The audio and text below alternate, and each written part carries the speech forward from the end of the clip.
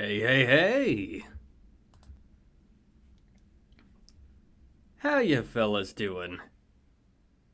Bit of a interesting way of doing things. Let me take this out of studio mode so that I can readjust to the chair. I couldn't do that in studio mode, so my bad. So it seems like we have a couple things on the docket, as you can tell. We have ourselves, first and foremost, the D&D OGL. I'm gonna see if I can currently, because the stream just started, I'm gonna see if I can get my buddy Willow in on here. If not, that's fine. We can do this solo. Probably should have done that while we're in the pre-stream. Actually, they look like they're in the middle of something. That is completely fine. So, how you doing? So, if you weren't already aware, over the past, I think, week or so, there has been a bit of a predicament. Let's actually get some background music for the most part, so that this is accompanied. It doesn't need to be fitting music. We just need something in the background.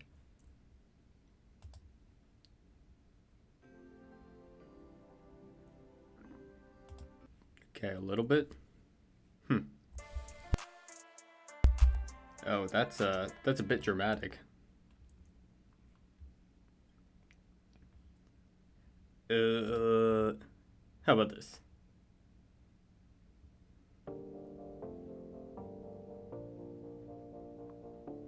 I sure hope this doesn't have any issues with it. By the way, music being played here and in the upcoming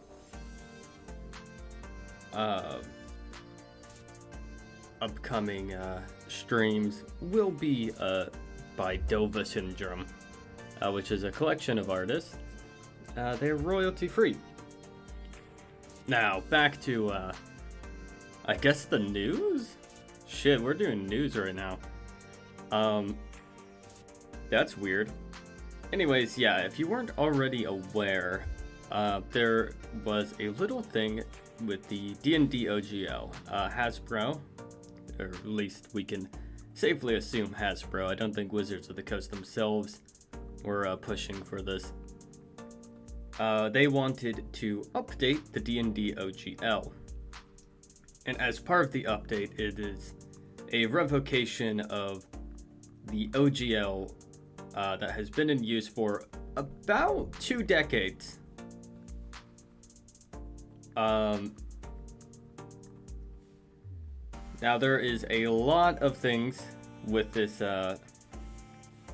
development that gets a little bit weird when you think about it, and it's why I don't think they can officially go through with a full-on revocation. But that said, it is still big news. Why a bunch of TTRPG fans generally should be a little concerned is that the D&D OGL, back when it was made for 3.5, is actually an OGL that most other tabletop systems also use. Pathfinder 1st Edition, I think maybe even 2nd Edition Pathfinder, several TTRPG games, I think D20 Modern, all use the D&D 3.5 OGL. This has, the OGL is about a page and a half long. It's not too big. Actually, for a legal document, it is really small. Normally, legal documents are like 300 pages. This is about a page and a half. Like 1 to 2 pages. So it's actually super concise. And what the legal document essentially did is that it defined what is protected IP for D&D, like branding things. So obviously you can't use Dungeons and Dragons for the name of your tabletop system, but it also defined what is free for you to use. And using the OGL, you can make your own system without being in any legal trouble.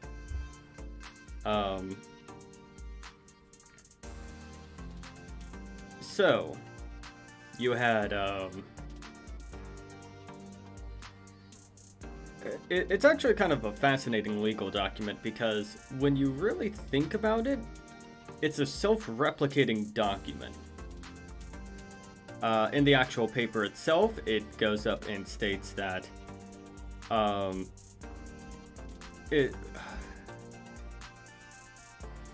you know what, just to phrase how the paper works is essentially 3.5's OGL can be sub-licensed to other tabletop systems, and they can use that OGL, and by agreeing to use that OGL, they agree for other people to make derivatives of their own game.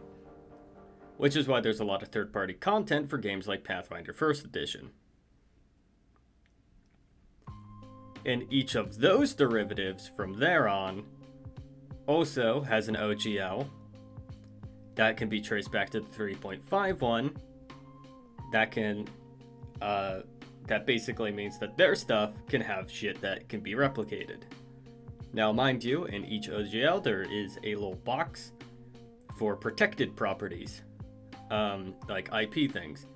So obviously there are certain things like named characters, lore is things that you cannot replicate.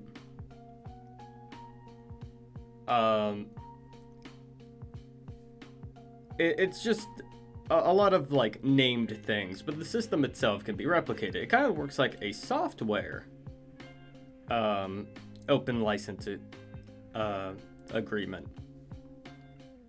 which it's actually kind of funny because if I remember correctly, I think it's based vaguely off of the Linux license. So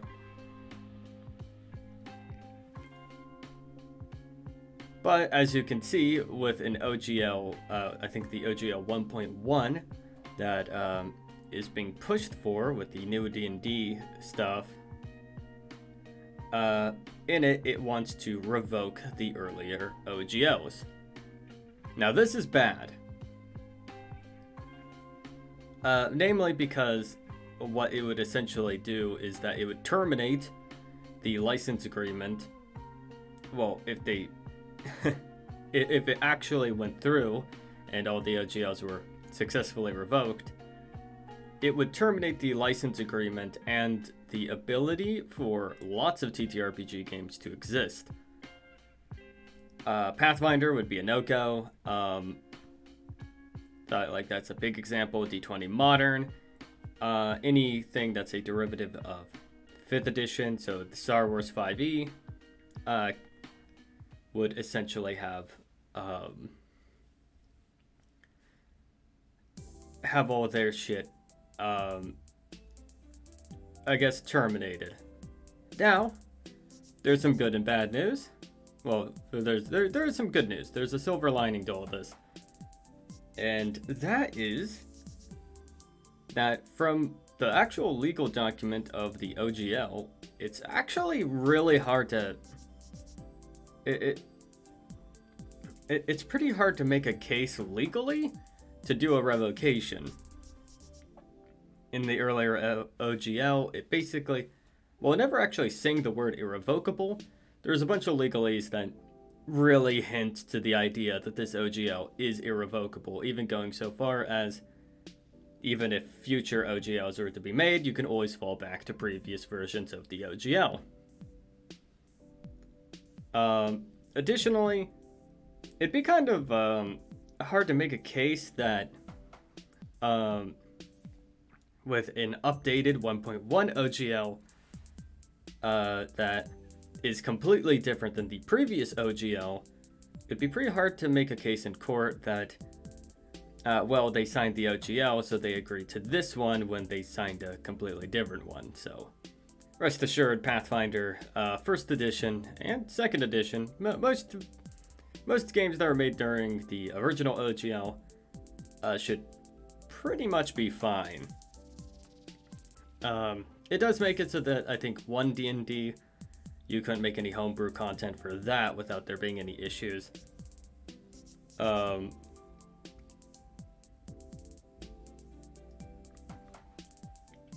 would essentially have to make a whole new D&D version. They'd have to straight up call it 6th edition, and not call it a derivative of 5th edition to actually go through with even stopping homebrew with one D&D. That said, one major concern with this is that it would start slap suits, or even though they're not in the right, they can still sue, and they're gonna win solely off the basis that they have money and you don't.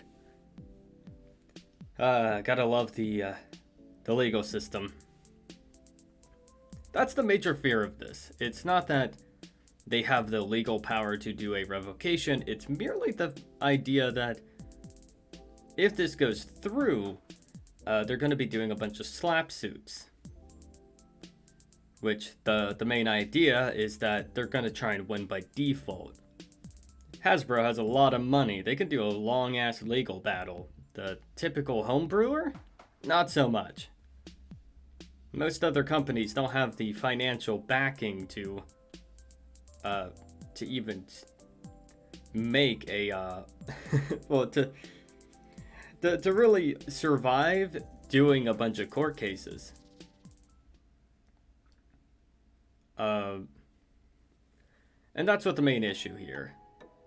Not that they'll be able to successfully legally revoke the OGL, it's that they'll go up, they'll make a new OGL, and then do a bunch of slap suits. They're not in the legal right, but they're gonna make it... They're gonna have an opening case.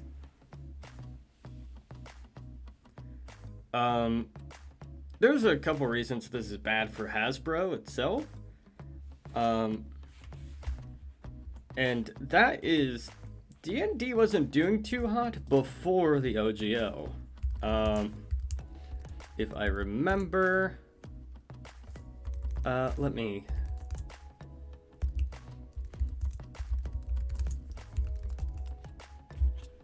TSR, yes. Yeah, TSR, which was the company that owned Dungeons and Dragons before Wizards of the Coast did, got into a lot of hot water. Because back when they owned the company, they actually tried to do something pretty similar to what Hasbro was doing. They sued out their ass every... They sued whoever the fuck they could for even trying to step into fantasy role-playing. And they weren't doing too hot because they're spending a lot of money just suing. A lot of money just doing legal battles. And on top of using a lot of money for legal battles, they were using...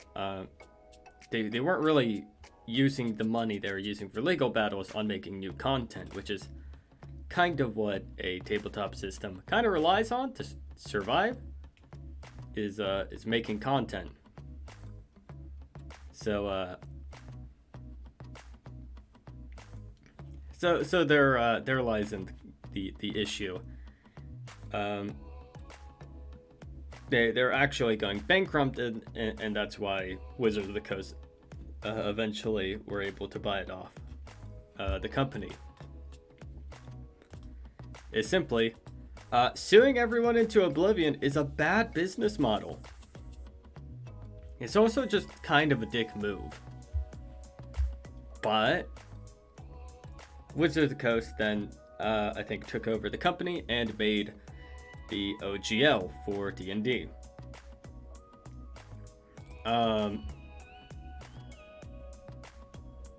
when the OGL for D&D actually finally did drop, it it kind of skyrocketed the community. It was actually a first in tabletop. It was a historic moment, and a lot of companies use the D&D OGL as an example of writing an open license agreement.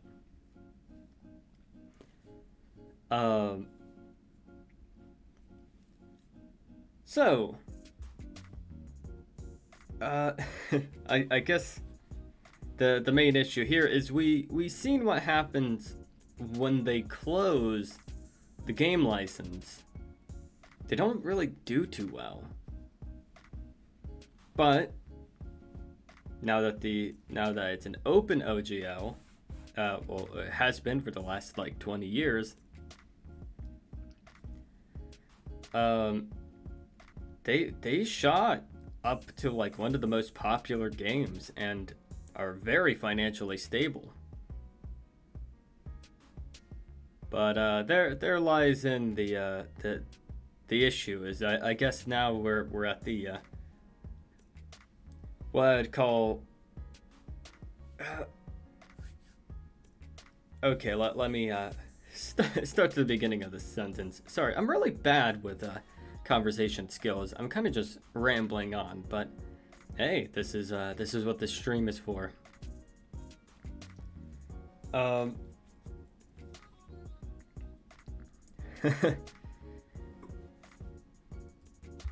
boy. Sorry. Yeah, so with that, I don't think D&D would have gotten as big as it would have if the OGL was closed. Well, if it was a closed game license. The fact that it has the OGL that it did is actually kind of fascinating. Because with the open license agreement being open, you can have shows like Critical Role exist. And oh no, who in the audience started getting into D&D because of Critical Role? I bet a fair amount of you. Like a lot of people. In fact, a lot of D&D's success could kind of be attributed to Critical Role, which would only exist if their OGL was like if they had the OGL.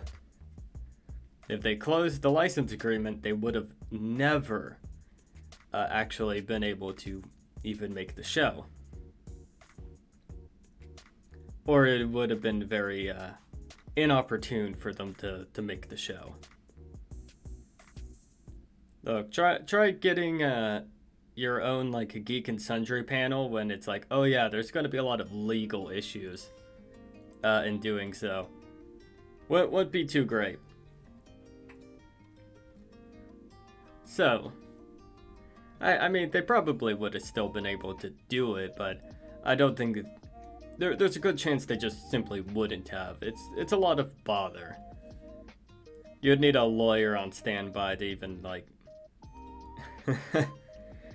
to really go through with that, and at that point they might as well just keep playing at home. So with that I guess thing wrapped up, we went a good 24 minutes. I'm gonna see if there's anything people want to ask.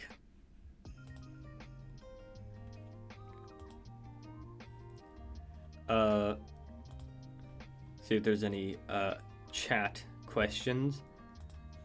I'll also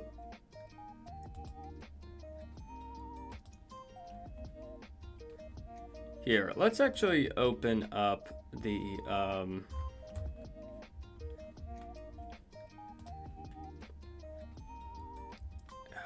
let's actually go up onto Twitter and actually ask them some questions.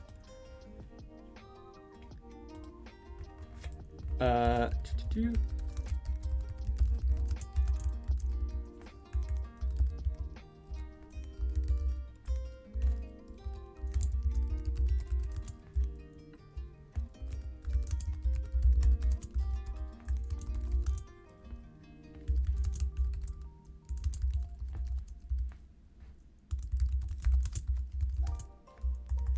Do.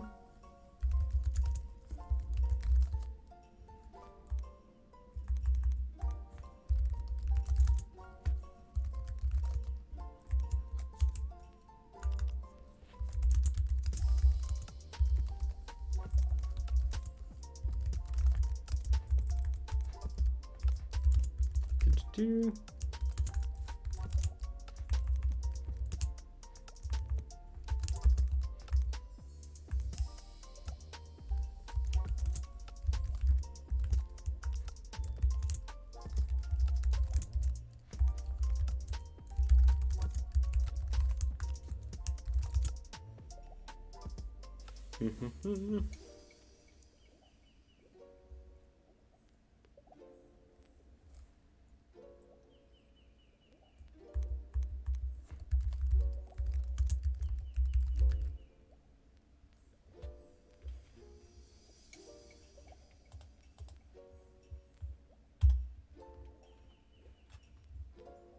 There, we'll let that fester and check back into regular chat. You guys have any questions?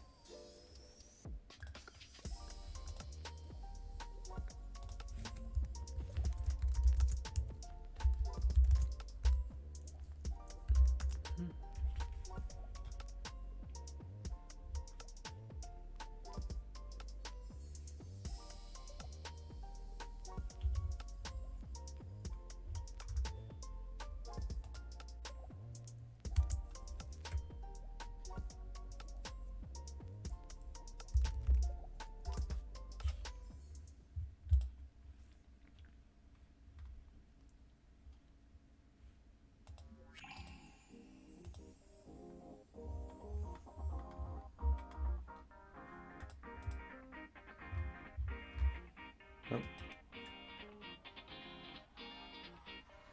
That's it.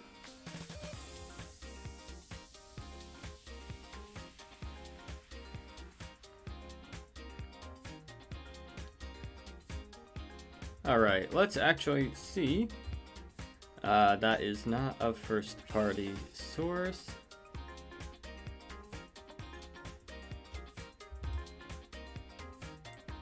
Let's actually see the reasoning, the D&D Beyond staff, why the OGL is changing.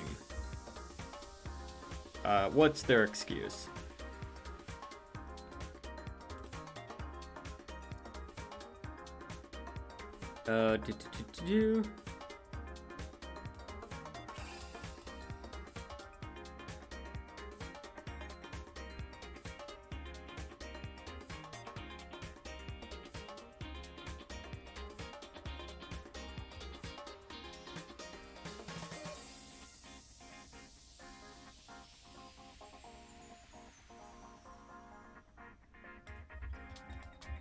Let's see here.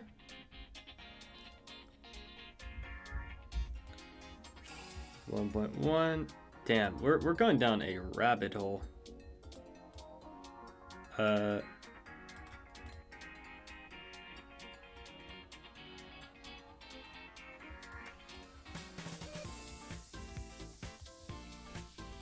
Complete the SRD for 1 D&D as we complete it.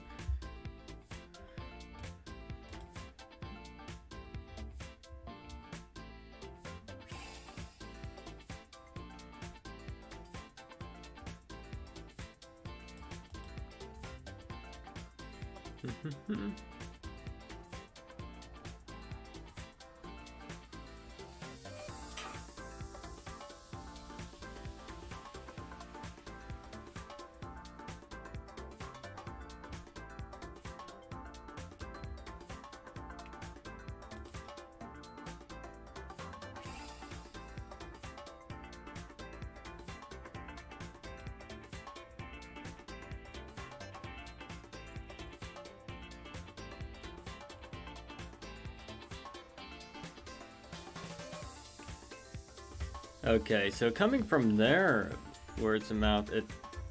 Okay, yeah, just doing a look at it. Don't trust shit for shit, but... It's like, oh, very little is gonna change, but... Yeah, it very much does just seem like... Like, hey, here's these ways we can steal your fucking content. And money. Dick move.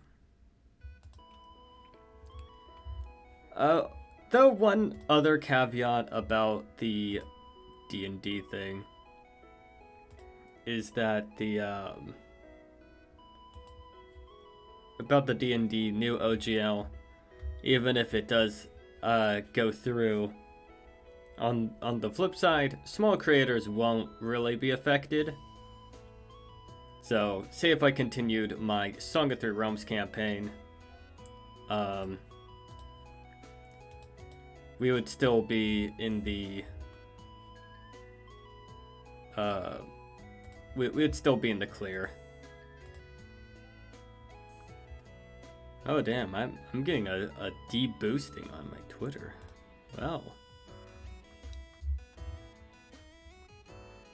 that's fine. That's why I have 2 accounts.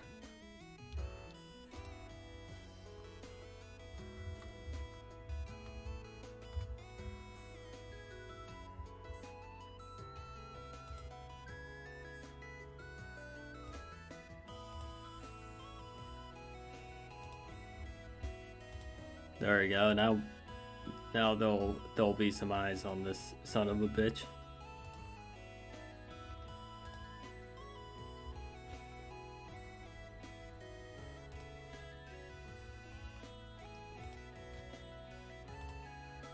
I will take this time to just chill out, so... We've been talking for a good 30 minutes, or I guess 25. We did spend the first 5 minutes on a pre-stream. Though I did just wake up, so... I am a little bit scatterbrained. Hopefully we'll do better as things go on. I will try to make an edited down version of the stream. Which will require me to go through a lot, but I won't be doing too much cutting. I will be adding some visuals, just in case, or at least attempt to find visuals fitting.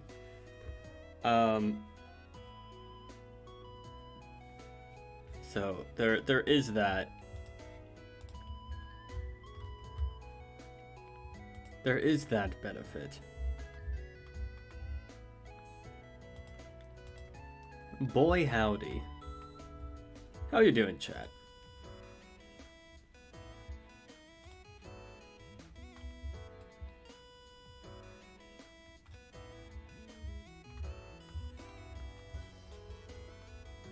Ooh, there is actually someone that I think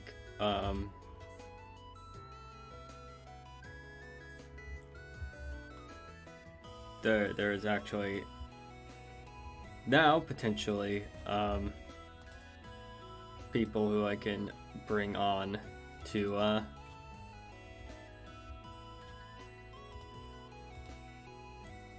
other things, but I will be doing a little brief rundown of plans for Song of Three Realms, actually, now that we're on the topic of the OGL.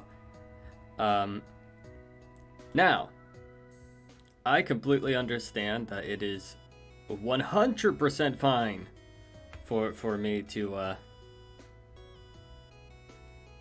just play the game as is. We won't be affected. We're a pretty small creator. No one watches our stuff, let's be honest. But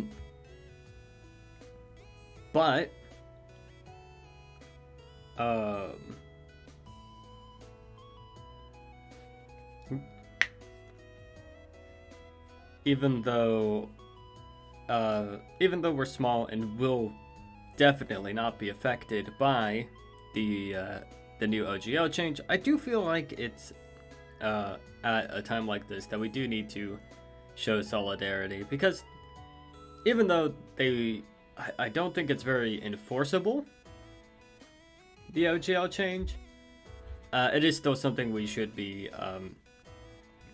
worried about simply because of the slap suit thing. So for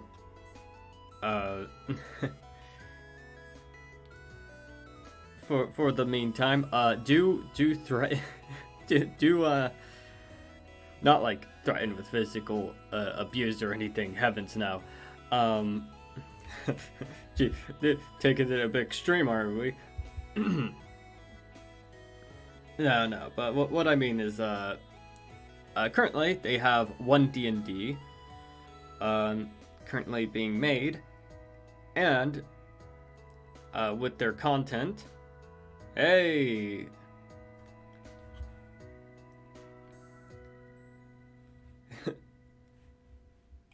Hey there, Willow. How are you doing?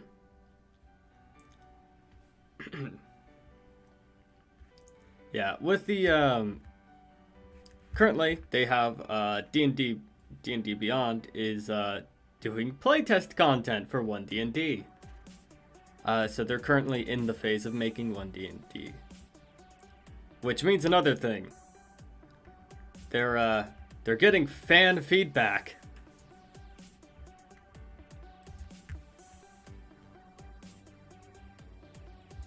Shut the fuck up, bot.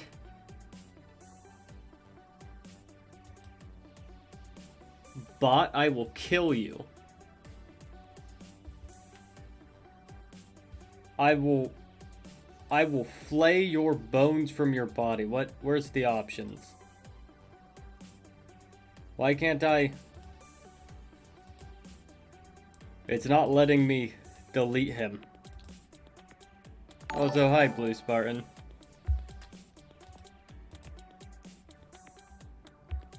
Why can't I delete you?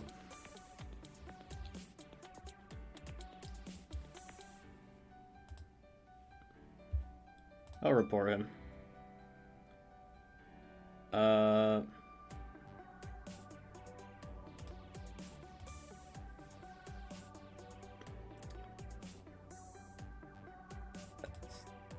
Yes. Spam.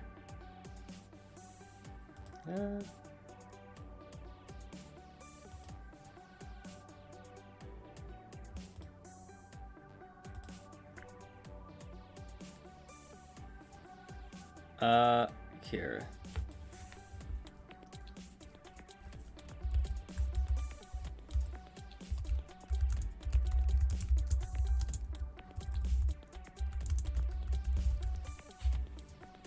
I don't know why on this computer. Yes, block the user.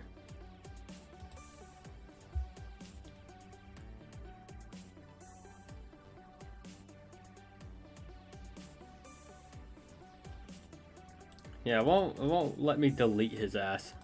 Time ago. That's weird. Really Can I interact with? Oh, that's weird. Why? Did they make it more difficult to delete people?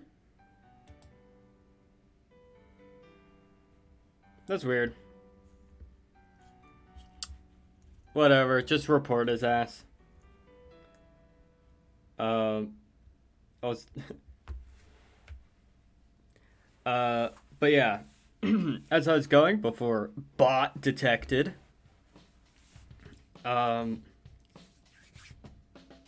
currently D&D Beyond is taking fan audience feedback for the new content, so there's a perfect place to put your discontent. That's one suggestion. You could also flood their call center. Let's actually let's actually do a funny.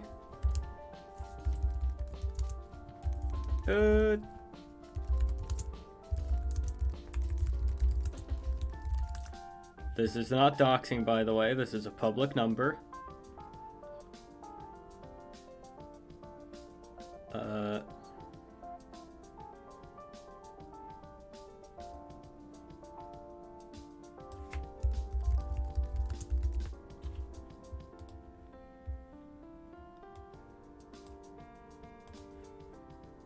Here, you can, let's, because another suggestion that people have been floating around is flooding their call center. Because that will definitely make people like Hasbro fucking notice. A lot of CEOs ignore emails nowadays. But if you flood their call center, they'll notice.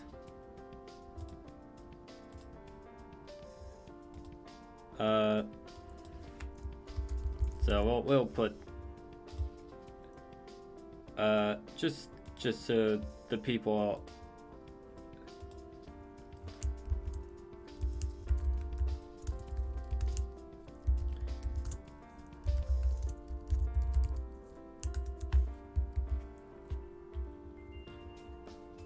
There you go.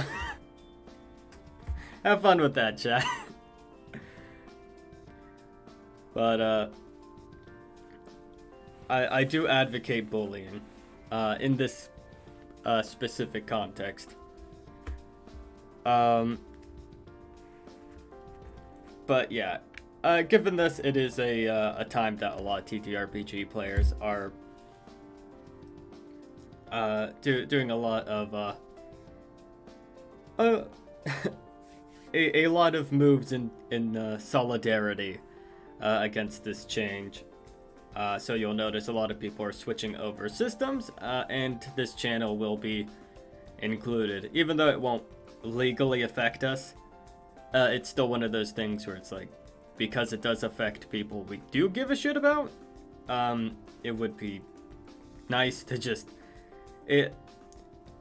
The survival of the hobby is kind of at stake, because again, the OGL was like a self-duplicating process, so if a successful revocation were to happen, put air quotes around that, it would cause kind of a chain reaction. It'd mean things like Pathfinder, like some versions of Pathfinder, again, D20 Modern. There's a lot of D20 systems that would be affected. Some of them you might care about.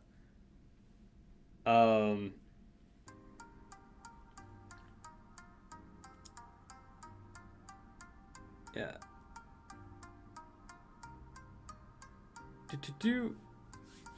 With the here, I'll put this so that's more like boop. So with that, for the time being, we are going to go on a temporary hiatus for Song of Three Realms, and we'll be moving on to Voidwalkers. Which is a mixture of sci-fi, and it's me putting sci-fi into Pathfinder. I know a lot of people go play Starfinder, but I want like fantasy elements. And also, I don't like the pilot stat block. Yes, I disregarded an entire system over the fucking pilot stat block.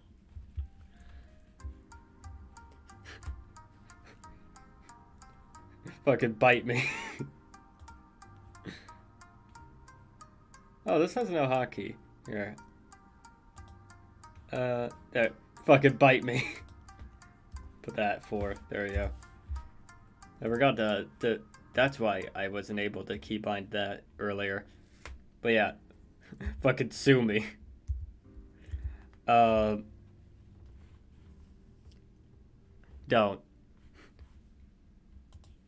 I might have money, but not that kind of money.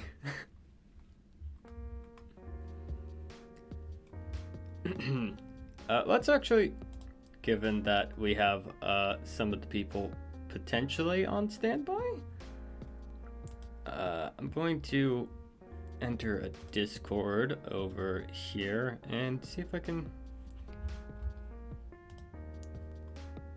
My normal streaming Discord.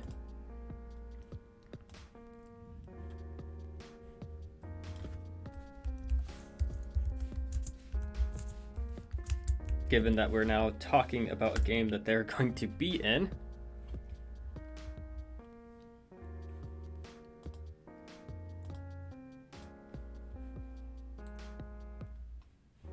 Oh, there we go. I'm a now. Hello, you guys are on screen. Let me refit you guys.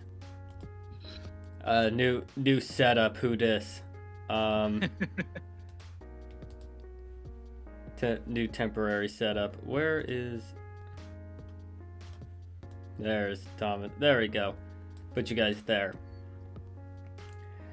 Rip your guys' ass straight from the audience. So yeah, I just went on. I went on like a 30-minute tirade over the OGL. A little bit broadly, a broad overview, but basically, what you need to know is that it'd be hard to revoke legally, but it is a strong target for slap suits if it goes through. That said, with Song of Three Realms on temporary hiatus, now would be kind of the time to go on to our next topic, which is the Voidwalker setting. Which I'll actually bring up the lore document that I have made for it. Thank God I made that digital. Imagine if all of that shit was in my home when the pipe burst. Oh man.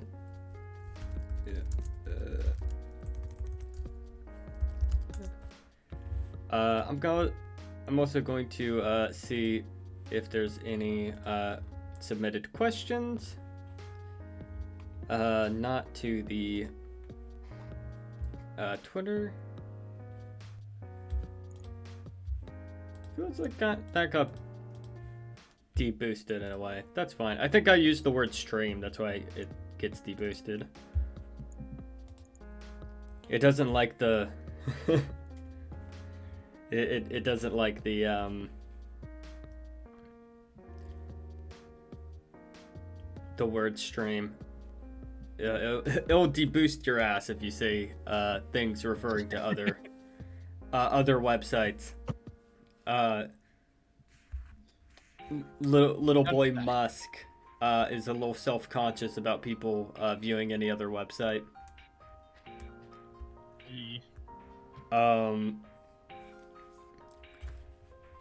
Yeah, so as stated before, it is a Pathfinder 1st edition setting, not a 2nd edition setting.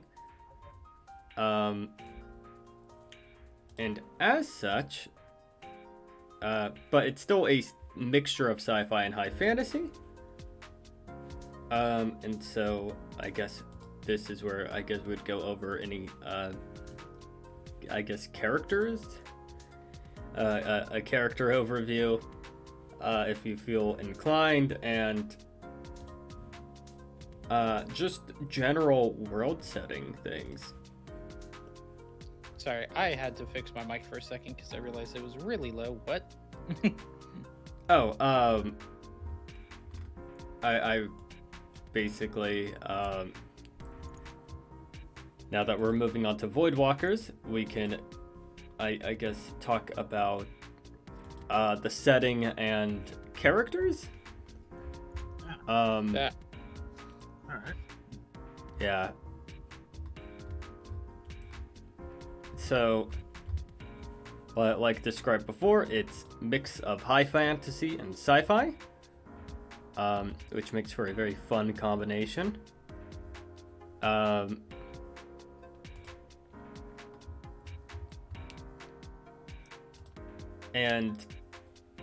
while I could start their ass on Earth, or like the equivalent of it is like, yes, you start on like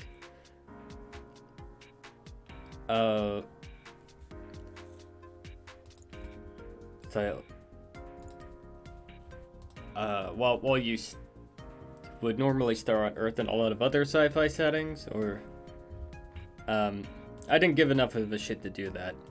So they're starting their ass in a part of space that is neutral, a demilitarized neutral territory, that's just labeled Sector 64. Because I like that number. Bite my ass. And they're on the factory planet of Strickhoff to start with.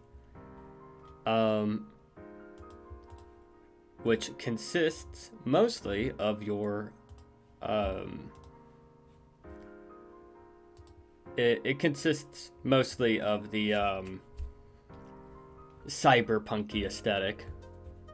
Yeah, you have lots of smog. Damn, the sky really do be a smoke covered. They're in a shithole. And not like the Star Wars shithole where it's just a sand planet. Insert sandy planet here. But look, every generation they're gonna make another, like a new sand planet to in Star Wars to just call a shithole. They're like, yeah, it's a desert. That's why it's a shithole. Like, why did you settle here? Shrug. I like the desert aesthetic. God, why Yeah. you be so mental? Yeah, why does the Empire colonize those planets? So that way they can just... Moisture farming. Yes, they chose deserts to moisture farm. Yes, They- we got a moisture farm. They coal. couldn't just drain Dagobah. Yeah, no, they can. That's an important planet, you see. Yes, with a population of 1.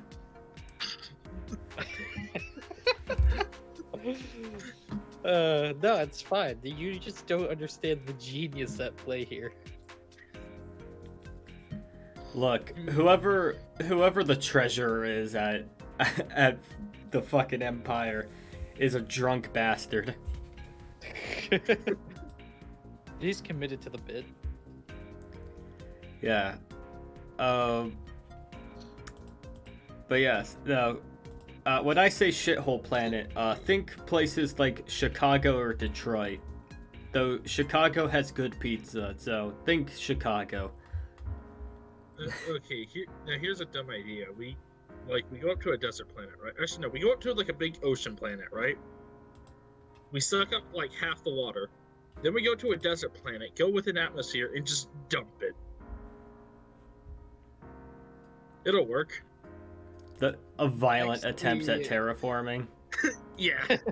Jax, the person who is mostly made of fire, does not like this idea. Loading Yeah. a lot of water into the ship. Here's the thing: if you took like a sci-fi planet, or it's like if you had like really advanced sci-fi technology, what was actually the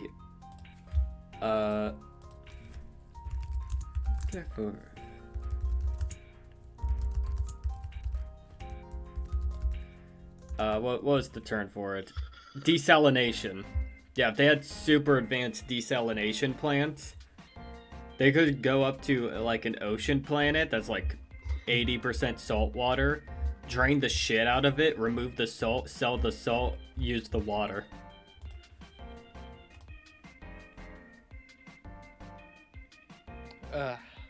Terraforming. Well, look, when you have when you have- planets. yeah. Look, yeah, we have hypercapitalism in space. That is Go half. on. That's half true with the Voidwalkers setting. I made, instead of like one galactic empire type thing, there's actually 3. 3 major players, and then neutral territories who don't give a fuck. 2 of which of the empires both have the claim that they came from Earth. Wink. Who did this? Link. Wink. Both, two out of the 3 of them claim that they're from Earth.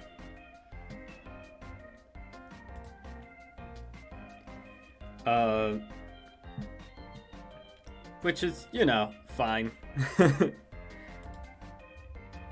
Which one's correct? Well, one of them's at least honest and says, I'm from fuck off nowhere. This empire comes from... who knows?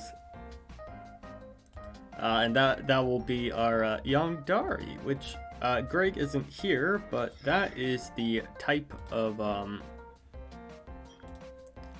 I think that applies to 2 of the characters so far. I think Jex has a bad relationship with the young Dari, and I think... Greg is playing as someone who has a little bit of a say in Young Dari politics. So that's a fun setup. I have a little bit of beef. Yeah, Just a wee bit. the monk and the healer. It's the Dende, if you touch me, you won't get back up. Yes, the fun thing I'm particularly looking forward to with Voidwalkers is just the fact that it is a sci-fi campaign that I'm not running for once. Yeah, you're normally our big let's run a Star Wars campaign thing. Now I have to deal with ship combat, which is fine, because when you were running the Star Wars campaign shit, I was the only one who cared about ships.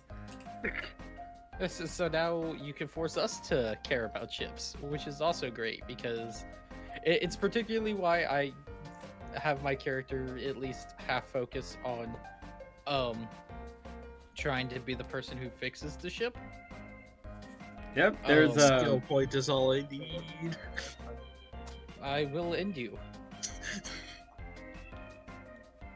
What's your favorite ship? Are you talking Star Wars or Oh no! Don't you start this.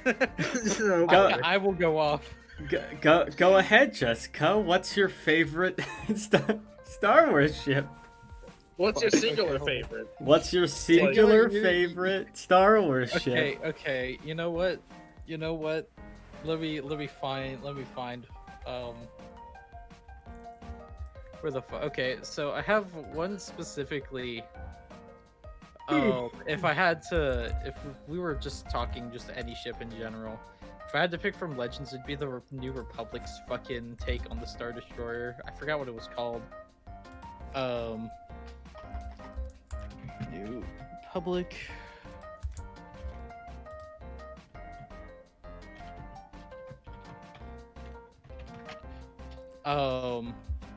Yeah, their Nebula class Star Destroyer. I thought that looked really fucking cool, but if I had to go with just canon, I'm a basic bitch. I really love the X-Wing. I think the X-Wing is so cool. I love it. I will forever simp for it. There's just some giddy joy I get from it. No love for the no love for the O-Wing. Shut. No, we're not talking about the weird ships that they did, and especially not the fucking... okay, I'm gonna stop. What is it, the B-Wing? Where? Yeah, the B-Wing is stupid, and I'll die on that hill. Anybody who wants to argue with me can get shot. Look, what about the horseshoe shape, the peak design that is the G-Wing?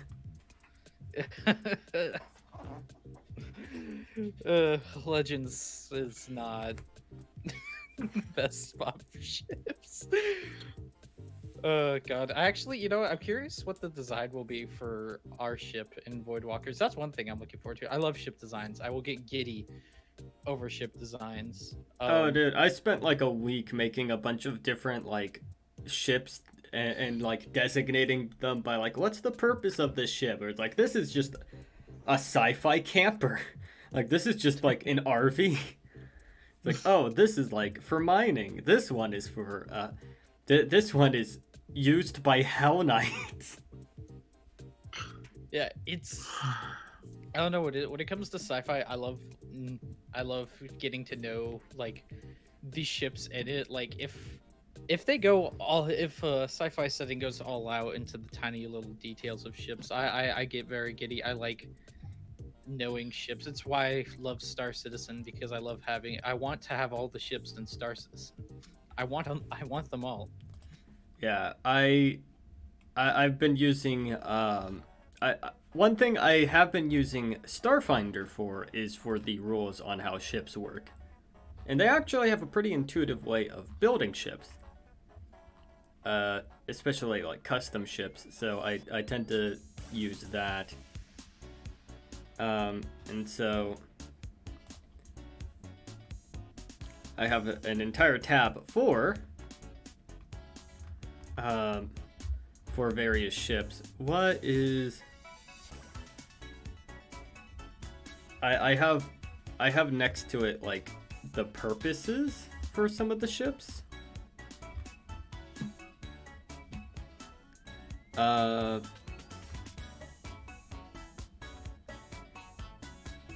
Yes. One model of ship that you guys are definitely not owning simply because it's not really a ship, it's a fucking space station. It is the CCC Black Rise. Now, you say not owning, but like, if we come in there with enough firepower... It is a gargantuan carrier. If we come in with enough firepower... Yeah. Look, if you're just good enough. I mean, if you're good enough, you can do anything. Yeah, I put a little flavor text for it. Usually hailed by corporate franchise names instead of the actual call sign, these space stations are designed for business. Able to dock many different types of ships for parking or even in some cases refueling. These stations often come with different built-in storefronts, inns, or entertainment to peruse while inside. It's a pit stop ship. That said, with a ship of this value, it's easily clear that they do not come unguarded. Besides the weapon built into the station, they tend to have large crews inside, and in most cases, at least a few good fighters or interceptors on standby.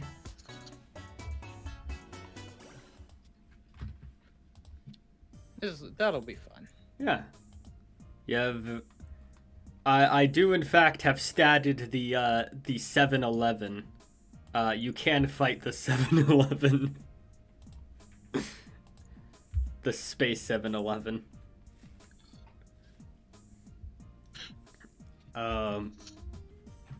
So you're telling me that they have ices? It's a sci-fi setting. I'd be kind of disappointed if like a space gas station didn't have like slushies. Like you know what I'm saying? Like, did they run out of ice or some shit? Across all the cosmos? We ran out of ice. There is literally a field of ice. You know, There's ice in space.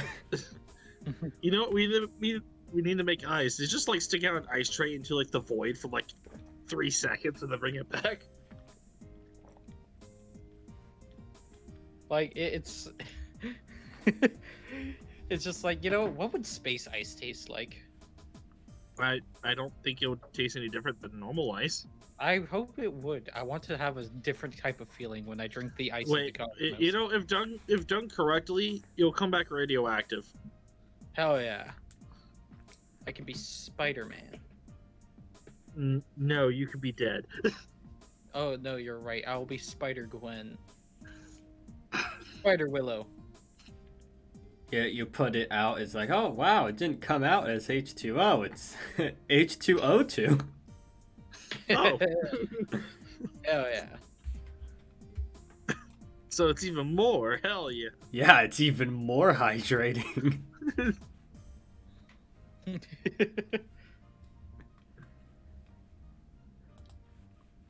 Yeah. I had a lot of fun making NPCs for the setting. As you can tell, I've spent enough time just doing like backhand, like just throwaway things for this world setting that I have an in-universe wrestling federation all set up. Oh yeah. Jex will be a fan now. Even complete with its own Kagetsu ripoff.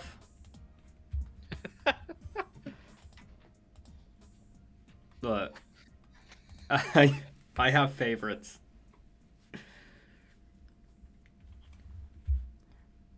Do we get a Cowboy Bebop ripoff? We are the Cowboy Bebop. I was thinking Kagetsu like the wrestler. Is there a show called Kagetsu? No, I was just bringing it up because I thought it'd be funny. Yeah, you guys are bounty hunters. We are the ripoff. Yeah. Oh.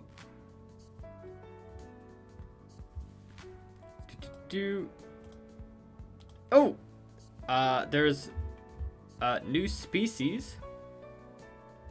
New playable species for it. I think I might make a document and then just release them. Just free for people to use. I'd have to grab my phone for most of them, but there is I think 3 of the ones that I came up with. I think me and Thomas both came up. I think we're just chatting and we came up with these Seagerms, which are like tiny moth people.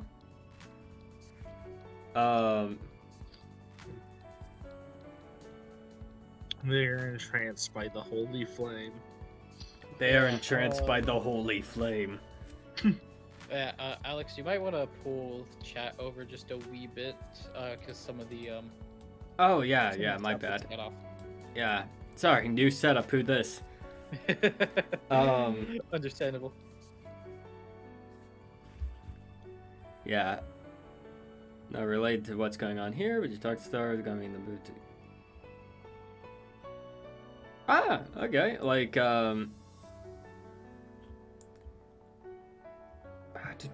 so kind of maybe like an abridged series type of thing, or like a I won't say AMV, but you get the idea. Star Wars Abridged would be fun as fuck. I kind of want to do that now. I'll put that in the ideas list. Yeah, you can do the script writing for that shit. I'm not enough in the know-how. That's a you thing. I might vaguely know how to edit that shit, but other than that.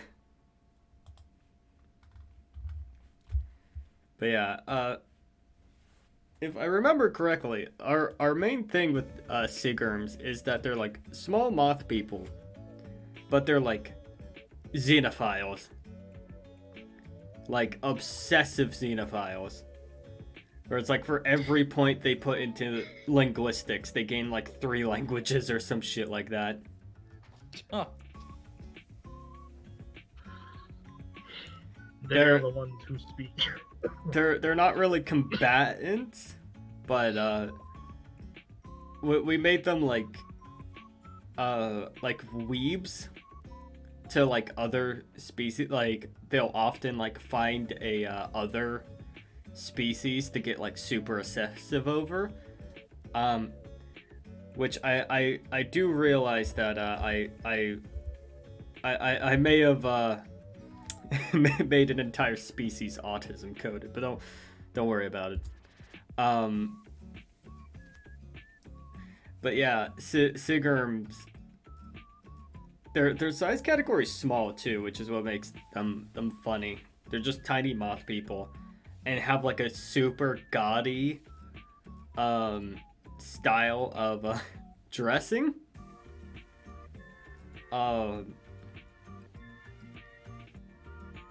Though it did make the idea that is some of their paladins have lanterns on their helmets.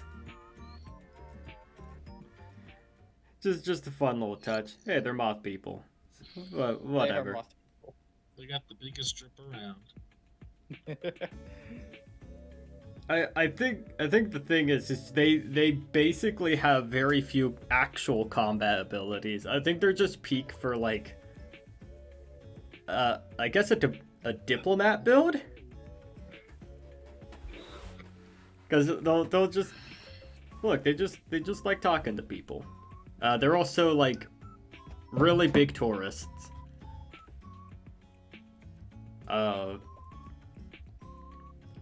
Second off, we have the Cabarari because I wanted to plant people, but I didn't want them too connected with Fae. I just like plant people.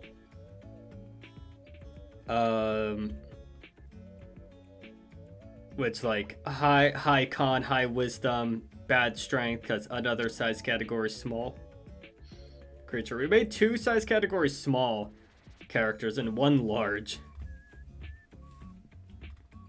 And I think 1 medium, but I don't have them here.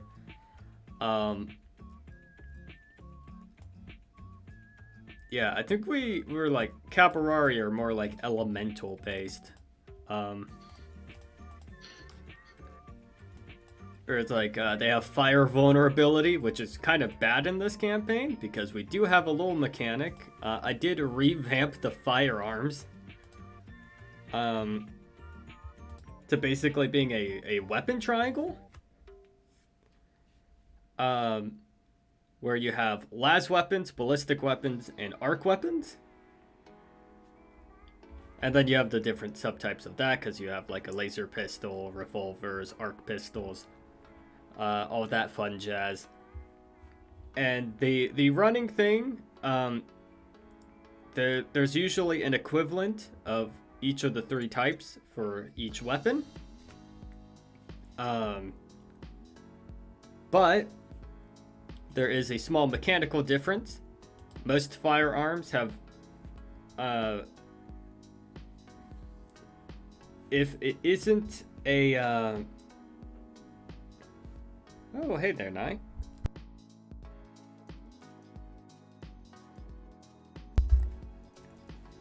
Yeah.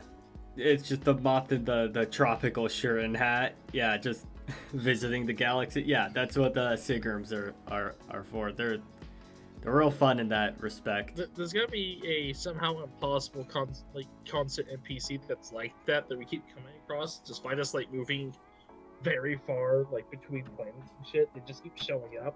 Yeah, it's just Hey, can I take a picture with you guys? This is going to my cringe compilation. Weren't you like a few systems? Weren't you like a few systems over like a day ago? Yeah, where it travels fast. The Skyrim messenger. I want to see the big scoop. You know, there's gonna be a scene where like he wants to take a photo of us, but like we're all kidnapped. So he finds a way to break into where the fuck we are and then take a photo. No, he tries to take a picture of you mid-boss fight. It's like, oh, this is good. Is this what the locals do often? Oh, what? Fucking, excuse me? Who are you? How'd you get to my house? Yeah, yeah,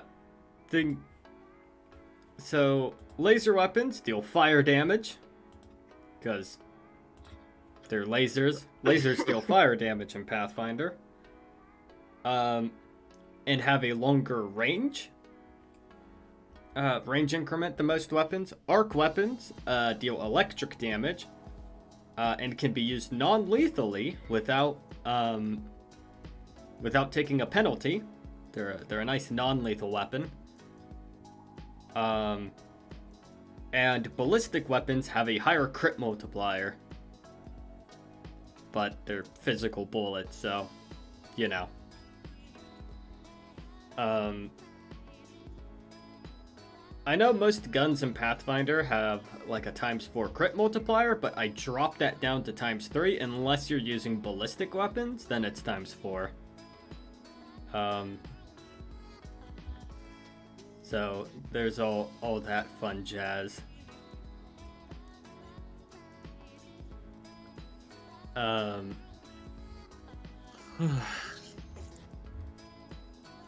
So with one of the three major weapon types being a fire weapon, you can see why vulnerability to fire is really bad for Cabarari.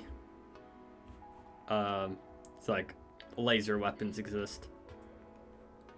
That said, they have carrion sense. Immunity to paralysis, poison, polymorph, sleep, and stunning. Which I think also makes them...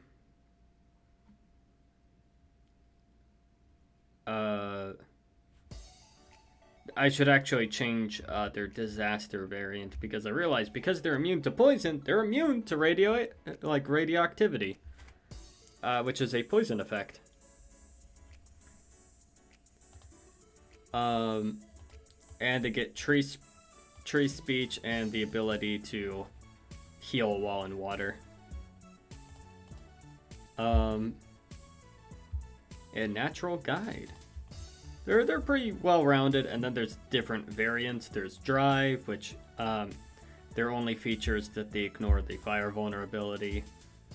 Murky, which get acid resistance, and they have favorite terrain of swamp. Dry, favorite terrain desert.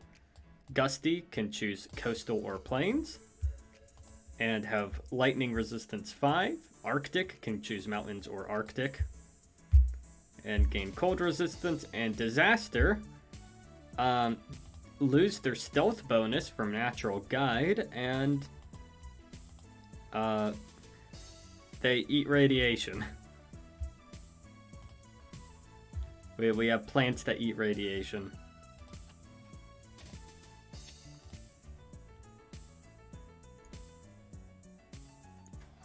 Basically, the Republic Trooper campaign from done TV series format, recorded at their third or half of the main campaign so far. That's all to the city's ready on. I'm editing them. Oh, okay. That's cool. That's a cool Spartan. Neat. Neat shit. Nice knife.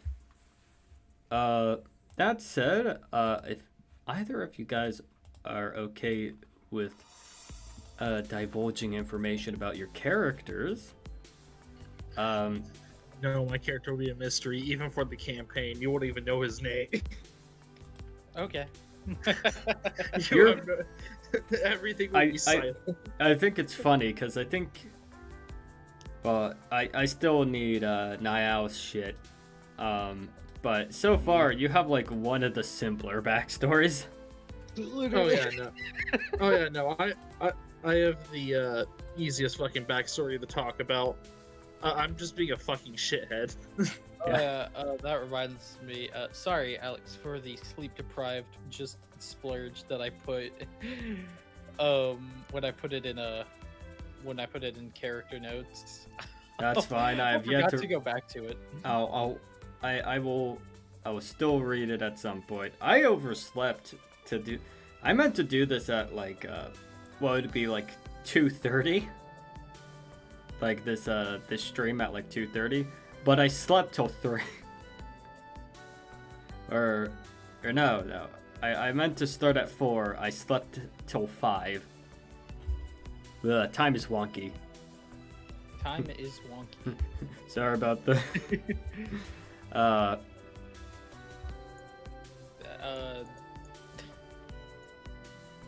Thomas, do you want to talk about your character first, or? I mean, either works. Doesn't matter. I mean, Passive bit. look. I'm actually reaching the end of my fucking like awakeness right now. Yes or no. Fuck! It was a question, not a suggestion. It's a suggestion now, fucker. Okay, whatever. You go first. I'm forcing you now. Okay, fine. Just literally, just keep it this simple. I am playing. Actually, shit, I don't even have a last name of the character. It doesn't. You know what? That doesn't matter. I am playing essentially a human gunslinger in Voidwalkers. Their background is fairly simple. They just essentially live in an apartment. Their dad was a bounty hunter. Their dad ends up dying at some point, and Baron, to pay the fucking rent, picked up the bounty hunting job. Simple as. Yeah, simple, easy. Yeah, fastest legs and maybe hands in the West. The legs not for long though. We have a monk. Yes. I mean, yeah, but I have at the very least in the urban area, I'll be fairly. I have built Baron to be fairly quick in urban areas. You will be fast. Okay, so yes, me, Willow, will be playing Jex Egan, a Ifrit elemental monk. Hey.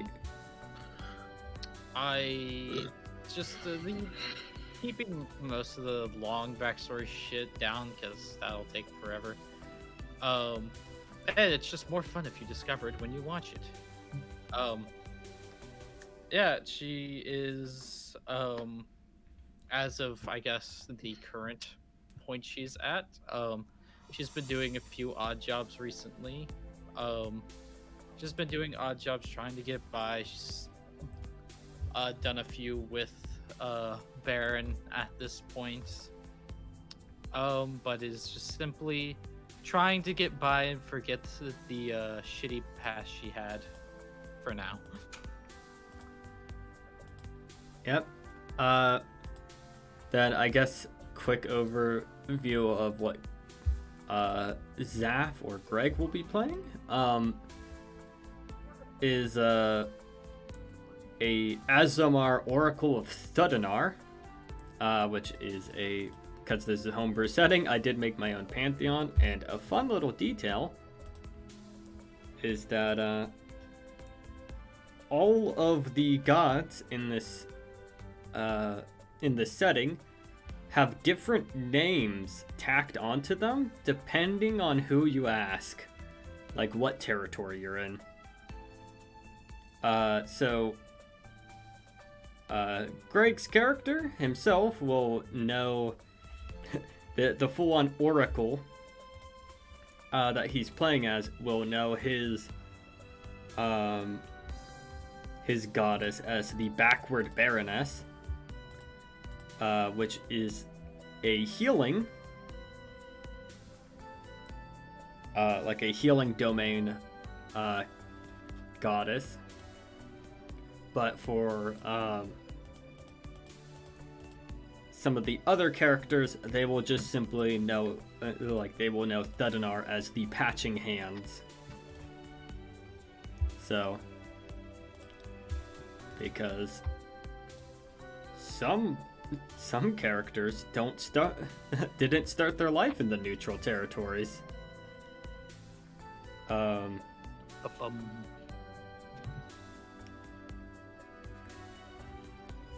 Though it's a coin toss whether or not Jex knows them as one or the other.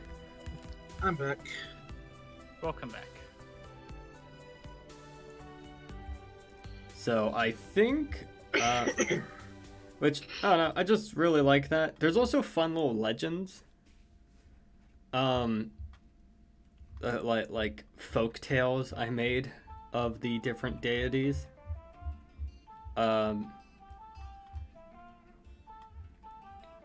And yes, I did make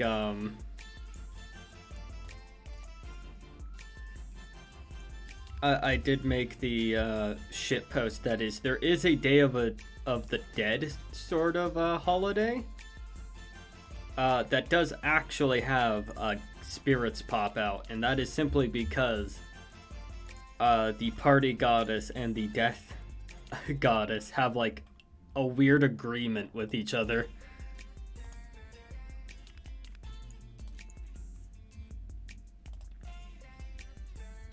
Just a fun, just fun little quirky shit like that.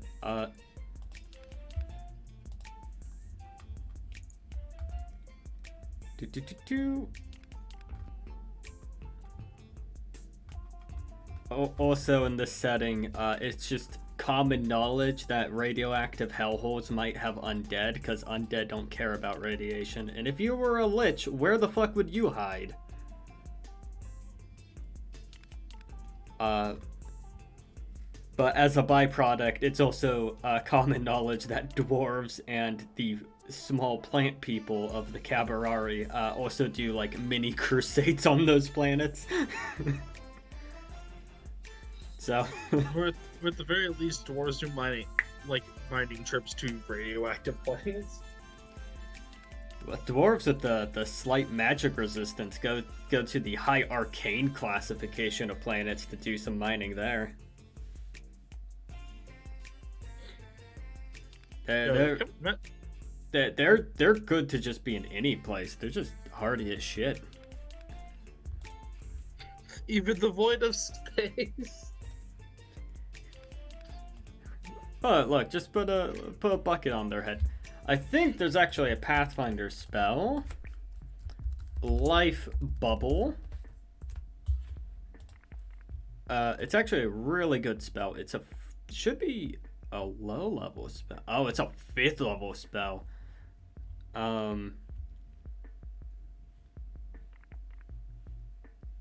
It's a high level spell. There's a lower level version of the spell that does something similar.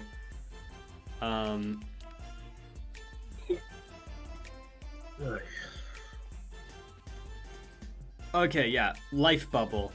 You surround the touched creatures in a constant movable 1-inch shell of tolerable living conditions. This shell enables the subjects to breathe freely, even underwater or in a vacuum, as well as making them immune to harmful gases and vapors, including inhaled diseases and poisons and spells like Cloud Kill and Stinking Cloud.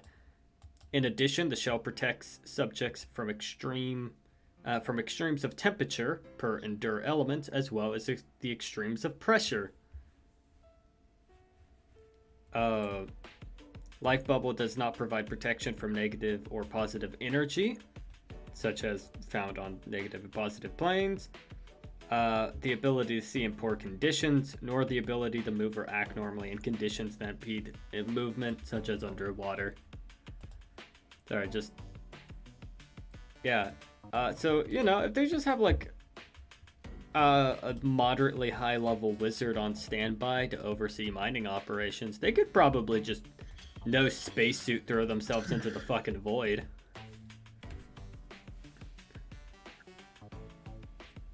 That's fine.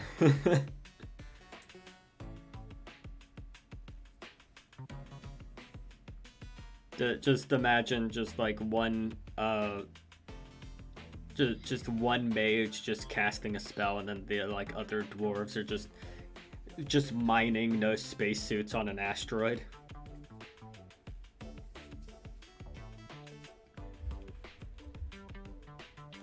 That's one thing I really like about this setting, is because it's a mix of fantasy and sci-fi. You can get weird ass combos. Like, let's add cybernetics to a dragon.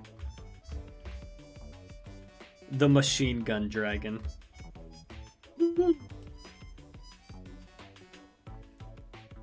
I've also been enjoying classifying planets. Like making different classifications for planets. So it's like, oh, there's mining planets, there's factory types, there's Earth echoes, which is just, it has similar living conditions to Earth, but it will also denote temperature difference, like average temperature difference.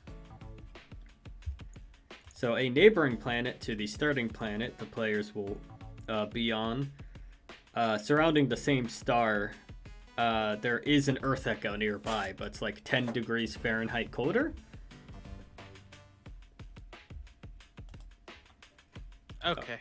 And there's also a high arcane planet that is like like the neighbor planet to the starting one. Yeah, you have a lot of fun stuff. We have a lot of stuff nearby that we can fuck with. Yes. I'm gonna send nukes to all of them. Yeah, no. Aaron's gonna be a war criminal by the end of the campaign. I think you're also just gonna be just the same. What do you mean? I don't know. You're a being that is partially made of fire. Are you being racist right now?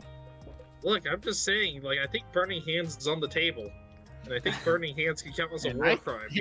I think running hands is viable too, you racist. I don't think that's being racist. I'm literally thinking about the. Saying that I'm going to be an arsonist because I'm made of fire. God, fucking racist. You're fucking. Cancel him now. Cancel him now. Kill and dox and kill him. You know what? Dox me. It's been boring. It's been boring. Yeah, you just have the fucking shotgun booby traps. I wish a motherfucker would. I can't believe I had to sit here and listen to this man say I was gonna be an arsonist because I'm made of fire. What, you fucking Look! I'm saying you're gonna get I think you're gonna get abilities that will cause you to do shit like a flamethrower, like attacks and shit. Yeah, and then you just slowly look at Niall's character, who is a magma wizard. Yeah. Honestly, I think I'm at gonna be the very least end of the war crimes because all I'm using is bullets. Yeah, all I'm using is my fists. I can't wait for Avram to use Death Clutch on a person. And then all of us just stop and stare. It's like, wow, a holy domain character, and then it's just like, oh yeah, by the way, he ripped someone's heart out of their chest. Actually, I think it's labeled as an evil spell, which actually might restrict him. If he uses it, I think it counts as an evil action. Which, I mean, no shit.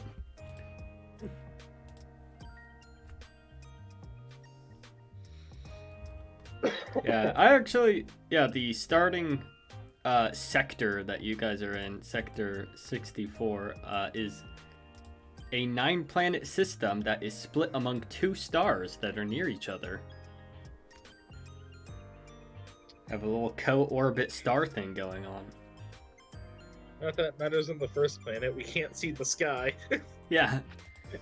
Yeah. The smog has made it habitable. Though that said, Strickhoff, the planet you're on, it's a factory planet. On the other star, there's Vimic, which is a mining planet. So you have spacecrafts that will send a ship from Vimic to Strickhoff and back.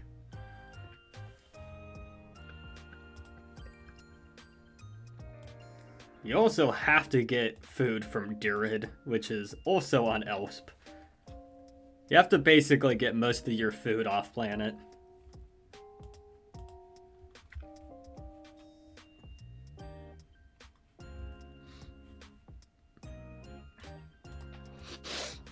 Owie.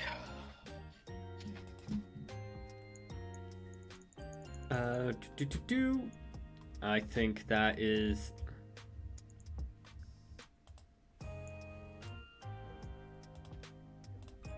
Oh yeah, and I guess for characters, because we did a brief overview of Avram, just Oracle.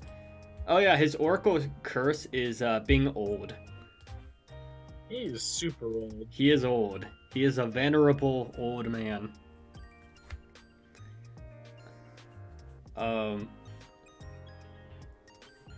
So there is that. Then you have Niall's character, who is a half-orc arcanist, who I think for the first exploit or something, I need to actually look into it, but he does have a wizard school specialty that he does enjoy, and that is the School of Magma. which, if I remember correctly, will give him a fun starting ability.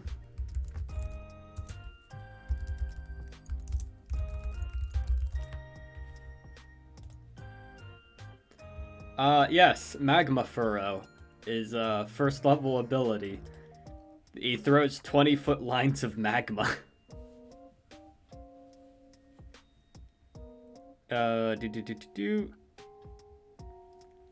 Any creature in this line takes a d6 fire damage plus 1 point for every 2 wizard levels you have. A successful reflex save halves this damage.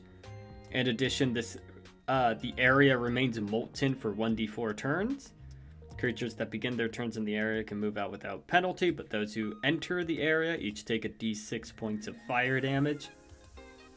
You can do this 3 times plus his int mod per day. Yeah, so starting power is just deciding to be a terrain hazard. Oh, yeah. That was... Yeah, fun neon things. There are factions on the planet of Strikov. And yes, that's one thing you mentioned is you're a Neon Nightmare initiate, which is a gang made up of mages who have cybernetically augmented themselves and are currently at war with the local pharmaceutical company.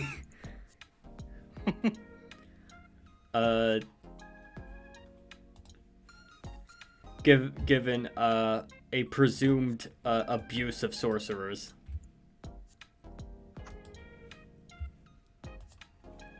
So that will be fun. Let's check to see if there any questions were asked. No. At this point, I think we covered what we'd want to with Voildwalkers. I presume. Oh, sorry. I was yeah, probably. Yeah. So at this point, I guess we could just go on to D&D stories for the remaining bit. I think that is. Fate do be like that. Fate do be like that. Funniest thing, we fucking never got on camera. That is. Ah. I am really sad about that. So the file corrupted on the episode of Song of Three Realms in which the second fairy whisper was made. But also something that happened in that episode, which the recording got corrupted, was me blanking out, having just the shit, what the fuck do I say? And so I just say the words "fates do be like that." it's just an ongoing joke sense. It was so fucking funny, and then when I heard that the fucking stream corrupted, I was distraught. Like, damn it, they'll never hear it. They'll never know. They'll never know. They'll never know. Ugh.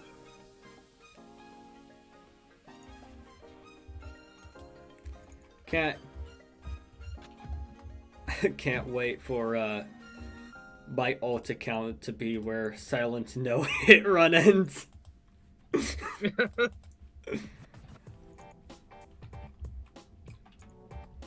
God,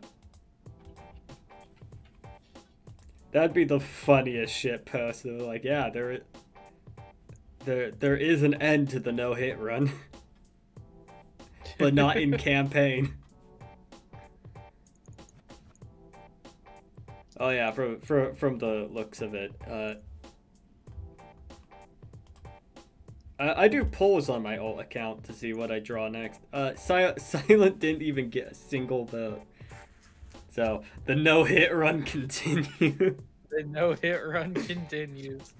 That run almost It could've almost ended. ended. It almost ended. But we realized there was a few things that you could do. There is a certain challenge that I feel that I've been issued as a DM to just try. Which is why I've been slowly making more bosses realize silence even present. Because half the time it's just like your character doesn't talk, and you're also a spellcaster, so some of your shit can just since you're not using any verbal components, more than likely. Well, here's the You thing: we're are- doing myconid magic, so she flares with the, like, she glows. Yeah, so it's just like just a faint glow, and then all of a sudden somebody is better. 9 times out of 10, they have to deal with Agavar before they can get to you. But I feel Which is that every time I the have- point of Agavar. Yes. Which I think has worked really well. I've done really well where just if you do it one too many times, a boss might just look at you and be like, "I'm being annoyed by this." You're annoying. Punch. But the problem is every time I give them the chance to notice you, you also have already activated your whole mirror image. Yeah, Which is good. yeah, it's good, It- good it- planning. it's smart move. I prep for them to throw hands. You know, I- by the way, if I had like a fucking dime for every time I had a boss go legendary action punch my character, I'd be a rich man. You would. You like building tanks. You built 2 tanks. Yeah, you built 2 people whose sole job is to make it really difficult to kill other people. As long as well, I think Agavar's a better tank than 3 is though. Yeah, he Well, is a better it helps tank, that but It helps that he's a barbarian, and barbarians are kind of meant to be tanks. Well, to a here's the degree. thing: 3 has an insane health pool. That is fair. And I just have he has no aggro. and his artifact ability basically gives him like a diet barbarian rage. So it's like, it's not the sheer health pool that makes Agavar a better tank. It's the thing that that his Warforged 3, his way of deflecting damage is the interceptor fighting style, which you'll often, because we were using the old version of the fighting style, he would use on himself very often, which just means he's soaking damage and not actually like protecting people more often than not. But you have Agavar, who just passively protects people because he's an ancestral barbarian. So, like, he has less HP than 3 by a long shot. Even 3 at the same level, he doesn't have nearly as much HP as.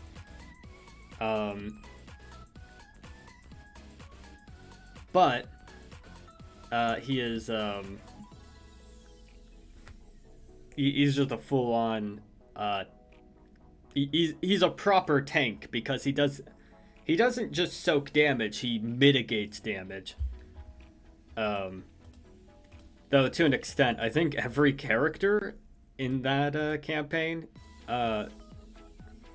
in your Viking campaign, Willow, is kind of an off tank in a sense. It's like a weird off tank. I think Ragna wouldn't be a tank, but Ragna helps tanks. So like he's a proper support.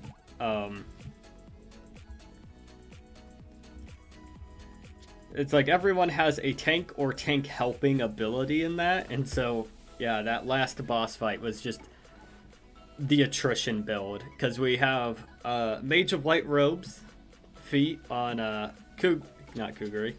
Nah, man, you got me saying it now, Tom. Silent. The Mage of Light Robes feat on Silent, which allows her to burn spell slots for essentially a 30-foot range interceptor. It's like D6 plus Wisdom, D6 for spell level. You have Sigurd, who's like fighter with interceptor, so obviously there's that. You have Ragna with a Valor Inspiration, which can up AC. And then you have Agavar, who has the Ancestral Barbarian Rage, which halves damage for himself if it's physical, and halves all damage and imposes disadvantage on attacks against allies. Which particularly made the last fight really difficult for the boss to focus on anyone other than Agavar. Which is the point. Yeah, no, that's how you use that type of character. You just throw him at the boss, so the boss has to focus on the massive health pool, motherfucker. Yeah, And then, it's a great move. Yeah, and then all that HP or damage I can soak up, it's also mitigated by the other party members. Yeah, we have the best tank class in the game, paired with 3 really good tank supports. So it's like our damage. Just a little thing as a DM, and I think you could probably agree with this, Alex. It doesn't matter how well you build a boss; it is nothing against good planning. Yeah, they're definitely that. Though I think one thing that does make this interesting is that because we are so defense heavy, we are we're not high DPS like other parties. Because, like, remember, when you're doing a Wild West campaign, the main issue isn't that, like, oh, the boss can't do too much damage. The issue is the boss would get shot up for several hundred points of damage.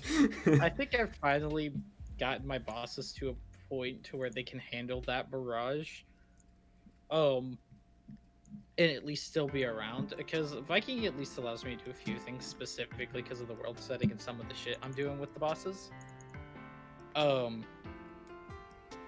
So I don't feel that I have to worry too much about even if you guys did have high DPS. I don't think most of my bosses will die before it gets back around to their turn. Yeah. But I also don't think they can do nearly enough damage to just kill somebody in one turn. However, Sulkar was probably one that could if he was able to touch anybody other than Agavar. I built him to be a bit of a threat if you don't ready yourself with multiple people present, because he's meant for one-on-one fights, but only because if he allows you too much time to like get some of your shit off, then he kind of can't fight you. But if he first turn goes after anybody other than Agavar, he probably would have either knocked out or gotten a few people pretty fucking hurt. Mm-hmm.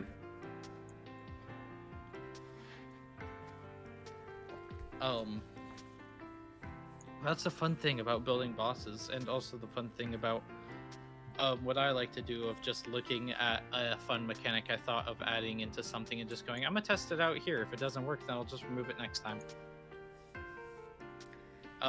Which was the whole thing with his healing thing of basically just being able to, up to a certain amount of times return to full health, no matter where he's at. I find it funny that every time that he did that, my character got a crit on him. Yeah, it's like every time, every time he's like, I am now back at full HP. It's just like, yeah, the barbarian immediately crits him in the back of the head. It's like, god damn it. But it was fun. I was worried that it might end up being too broken, but it seems that it kind of sorted itself out. Of course, especially if you ganged up on, it's harder for him to do it. Of course, for me, I was getting there was a time where I was getting nervous, going like, God damn, how many times can this motherfucker heal? Yeah, which I can't say now that fight is over. He can do it up to 5 times. But also the way I made this boss, for him specifically, there are other bosses who may be able to do it in the future. Just depends if you actually run into them. he is one of the only ones that I've made to where he is cocky enough to spam it every time he takes damage. So anytime he gets a chance, so legendary action or his normal action, he'll just do it. Which I feel is which was my way of kind of balancing it out, of rather than him saving up until he's about to die, he just takes the hit and then immediately heals it because he's just like adverse to damage. Yeah, it's like the balanced out by, it's like it's a really good ability, balanced out by the fact that the person using it is kind of dumb. Yeah. And insane. And insane. All his men were insane too. Yeah. How many times do we have to teach you this lesson, old man? God, that's another thing about the last session of Viking is I felt that one of the first times that I actually did like got certain story beats that actually hit right, and I didn't feel that there was too much like staggering on them. It was just it hit, it was effective, and I'm not looking back on that session with any regret, really. There's nothing really to look back on that and go, that was bad, like a lot of other campaigns. It had a full range. We had a little bit of goofy, we had high tension, high stakes, and a few moments there, and the pen drop. I feel that I really nailed that whole fucking Sulkar telling you never should have left your siblings. Just as soon as I said that, I was like, what will Agavar do? Well, first will things he first, either try and leave or try and run hands? And understandably, Agavar ran hands. So I feel like that was a nice NPC to have Silent speak a word to. Oh yeah, that was a fun little moment. Definitely left him frothing at the mouth from that. Yeah, it's like this character breaks they don't speak. Oh, but they finally did. What did they say? You're not worthy. Oh. So breaks silence for the first time in like 6 sessions or some shit like that. Like 6 to 7 sessions. Breaks silence just to say, yeah, you ain't shit. You will never be shit.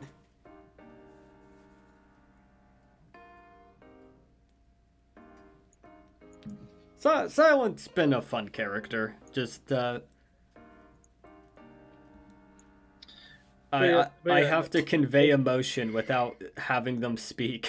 But yeah, no, if it was like a few other characters, I actually probably would have been like, oh shit, I gotta go now.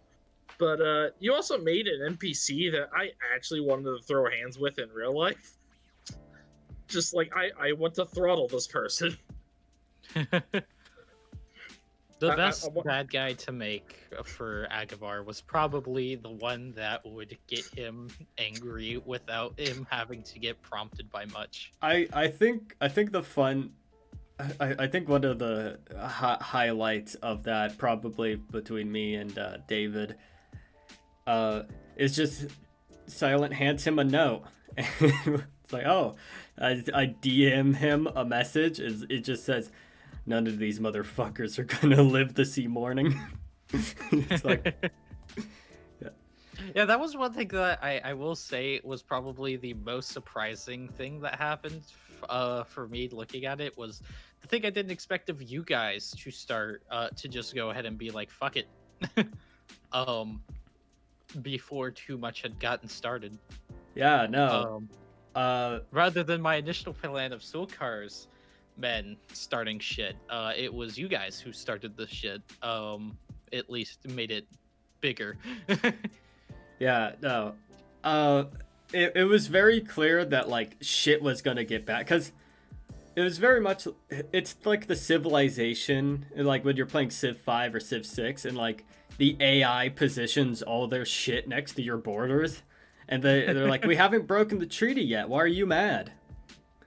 Yeah. It was that sort of shit. It was like everyone kind of like just looking at each other like, all right, gotta hit them fast and hit them hard.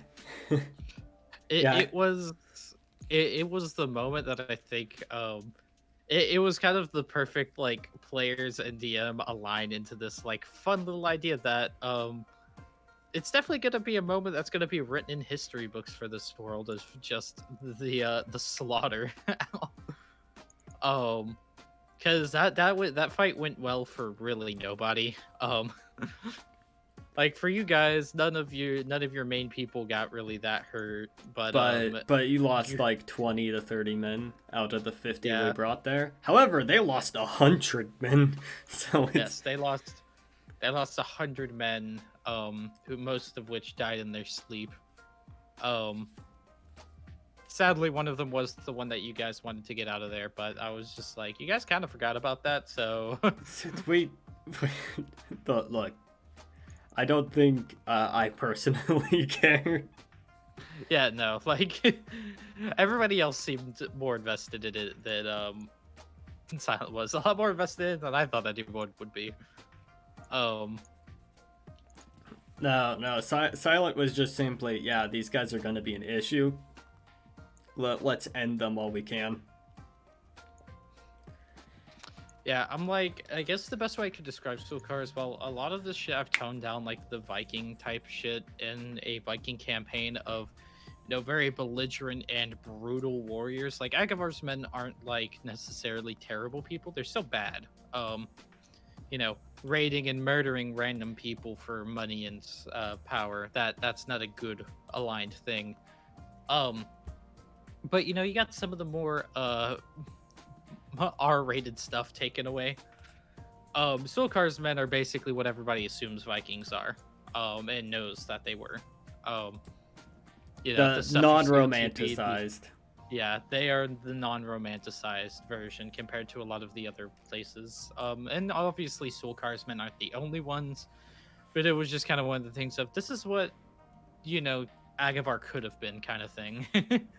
It's actually kind of interesting that for your Viking-themed campaign, most of the characters, except for Niall, I see you in chat, who's definitely on the chaotic. Niall's character's on the chaotic spectrum, but most characters in that campaign is like lawful. It's like, oh yeah, this is a campaign themed around Vikings. Yeah, so we built a party of mostly lawful neutral characters. Lawful neutral, lawful evil, and like maybe one lawful good. Yeah. So like various flavors of lawful. Like, I think Silent's probably lawful neutral, right? Where Agavar's probably lawful evil to a degree.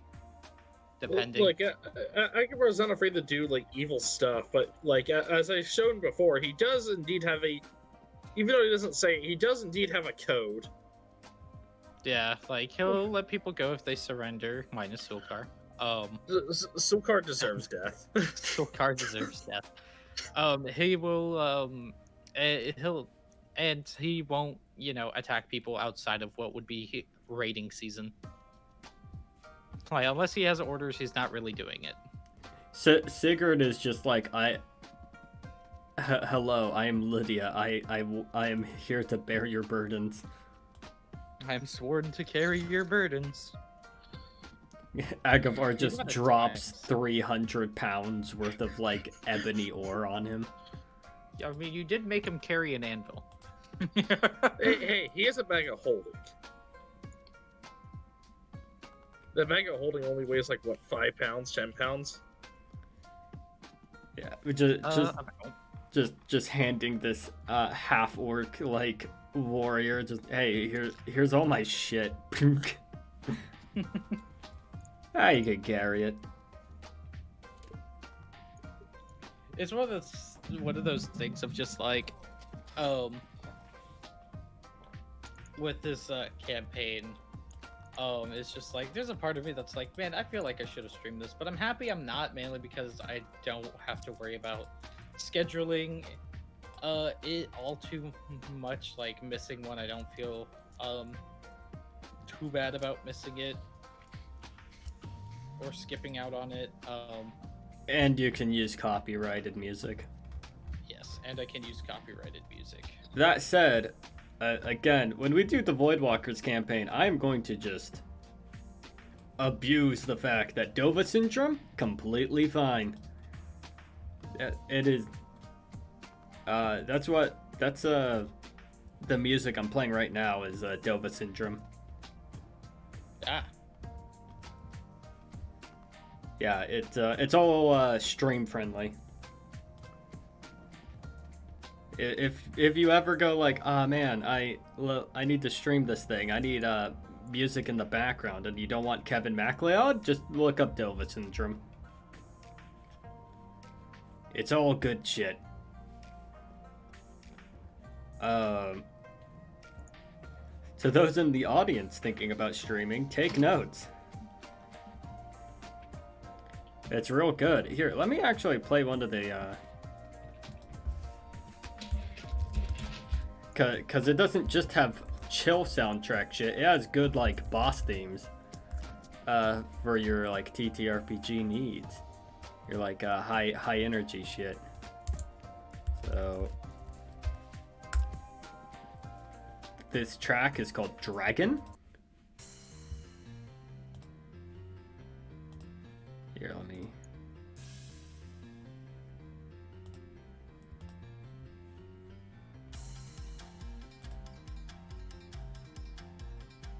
Yeah, that's what's been playing is Dova Syndrome music, can I?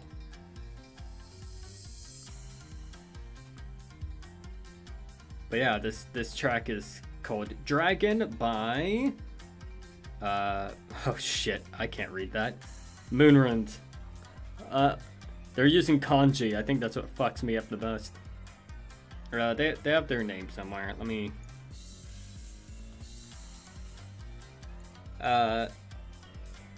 Kesuke. Kesuke Ito. There we go. Kesuke Ito. Dragon. There we go. I had backup.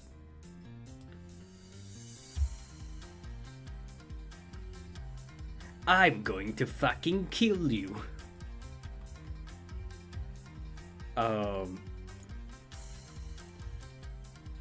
Also, opening bit of Voidwalkers, boy howdy, are just low-level peasant stat blocks gonna be my friend.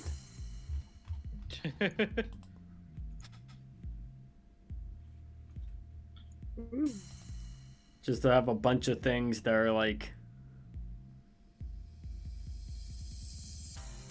D6 stuff. Oh, I forgot. I had the shit post that is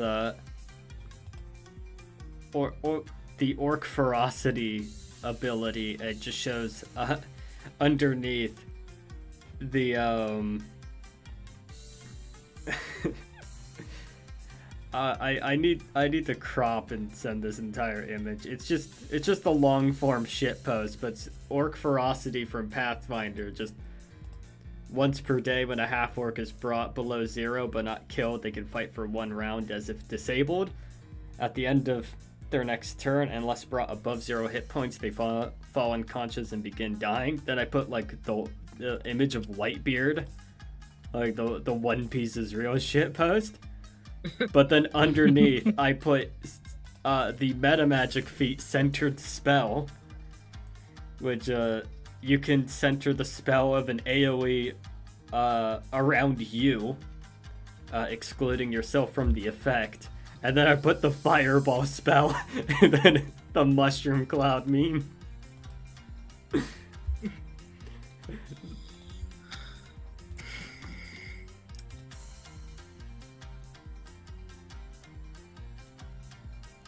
I'll be right back. Finally finished editing the next episode. Don't know why I put it off for months. Hey, sometimes it's just like that. There's some projects takes a while to really get into. I need to stop before it starts playing. Oh yeah, I can't play that song. That would be a DMCA. That's what happens when you have YouTube autoplay. Here's a another one that I think is a real good track for RPG or high energy needs.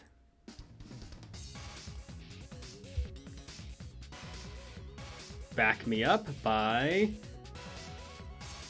I still can't read Moon Runes. Just look up Dova Syndrome, Back Me Up.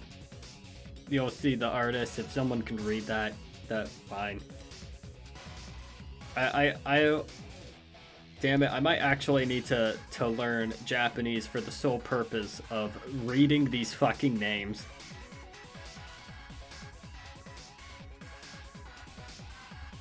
It's like, oh man, why did you learn a new language? Oh, I wanted to read X without subtitles. Oh, I wanted to go to this place. Oh, I wanted to... I wanted to read this book in its unaltered form. Just me. So why did you learn an entirely new language with a different alphabet? Or I guess they use a syllabary? Or they Sylladex? Oh no, fucking whatever. Whatever it'd be called. It's like, oh, they use a different script. So like, why did you learn this? Oh, just so I can read names.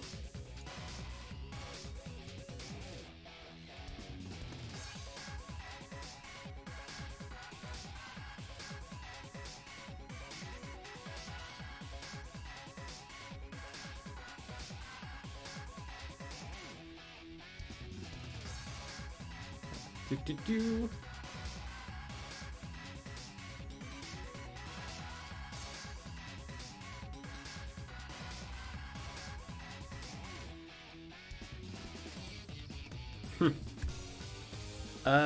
Sorry, just looking through things.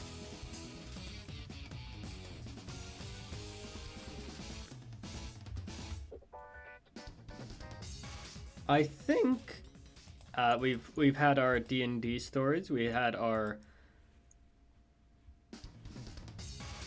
OGL talk.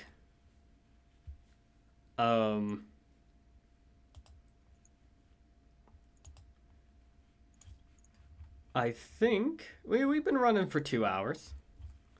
I think that is I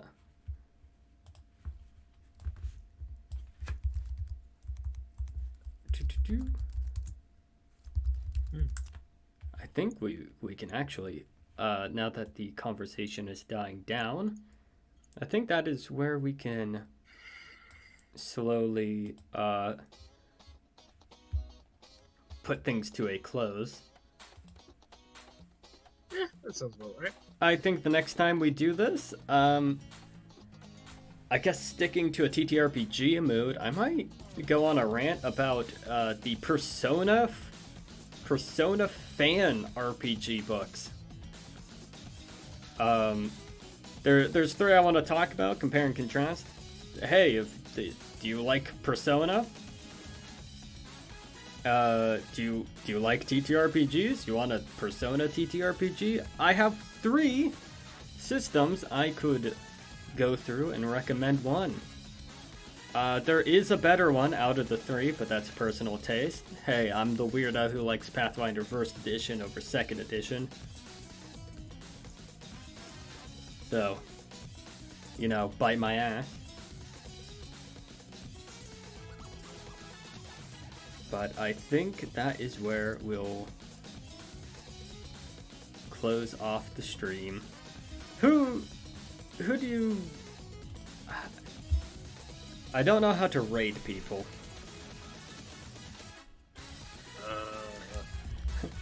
Is that a thing I can do? I'm kind of small, so...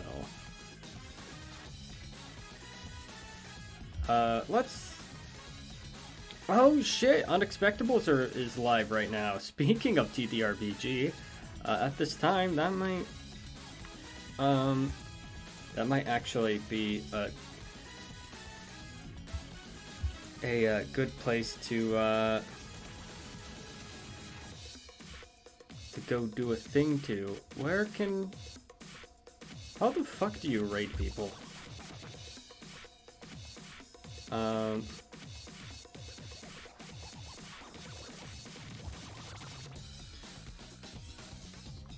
Yeah, we'll look this up live.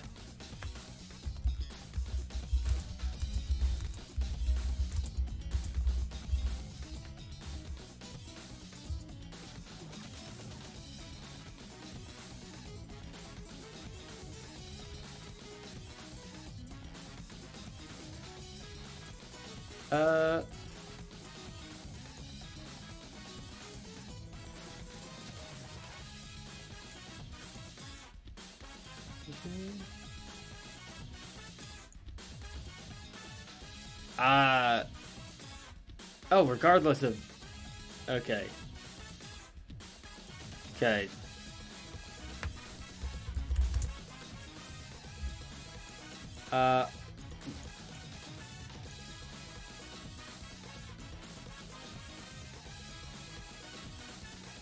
Alternatively click the quick actions on dashboard. We'll worry about it at a different time. 10 seconds.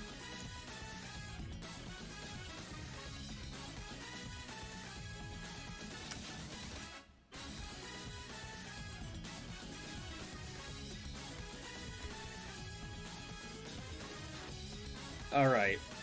We'll be getting. Here, let's go to. I don't have my dashboard up.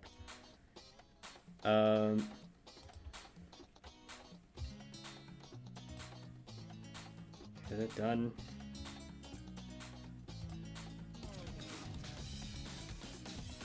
We are going to raid the Unexpectables. Because why the fuck not?